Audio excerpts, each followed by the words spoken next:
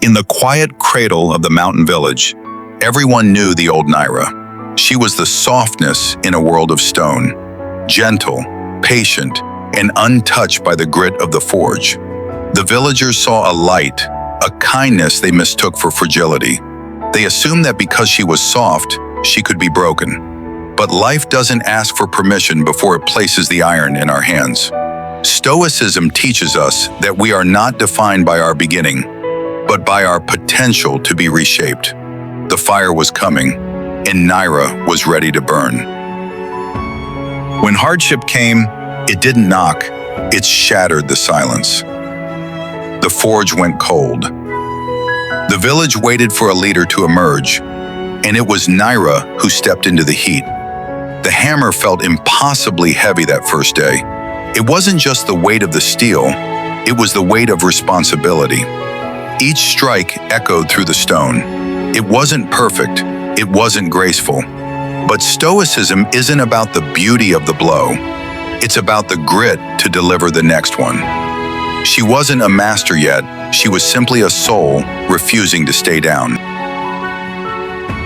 Days bled into months, months into years.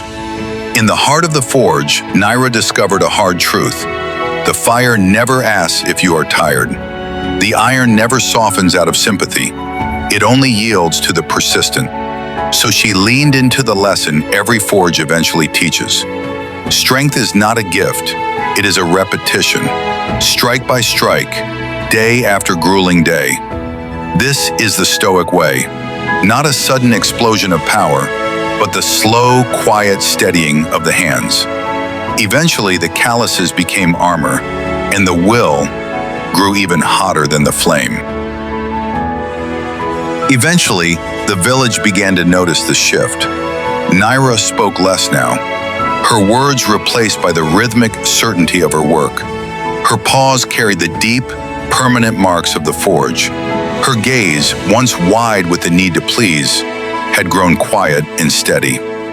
Some whispered in the shadows that she had grown cold. They lamented that the gentle girl they once knew was gone forever. But Stoicism teaches us that iron cannot remain soft if it is to become useful.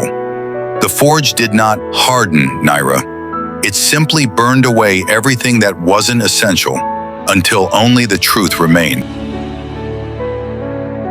The mines demanded tools. The village required steel. And every morning the forge gave its answer. The raw ore arrived from the mountains, followed by the broken blades of the valley. They no longer came seeking the Nyra they used to know. They came for the master of the flame. Every piece of failed iron was turned into something stronger than it was before. This wasn't achieved with loud words or a display of pride. It was done with the only thing that cannot be faked: steady, relentless work.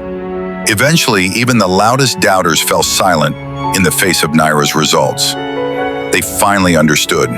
Strength does not need to shout, it simply holds. As the sun settles behind the mountains, the forge finally rests.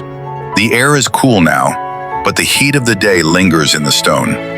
On the workbench, the finished blade gleams quietly in the fading light, a silent witness to the struggle. Nyra stands in the doorway, watching the village she helped keep alive.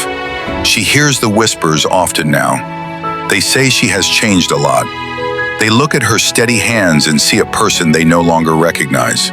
Nyra only smiles, looking toward the horizon. She knows that what they call hardness is actually refinement. They said I changed a lot.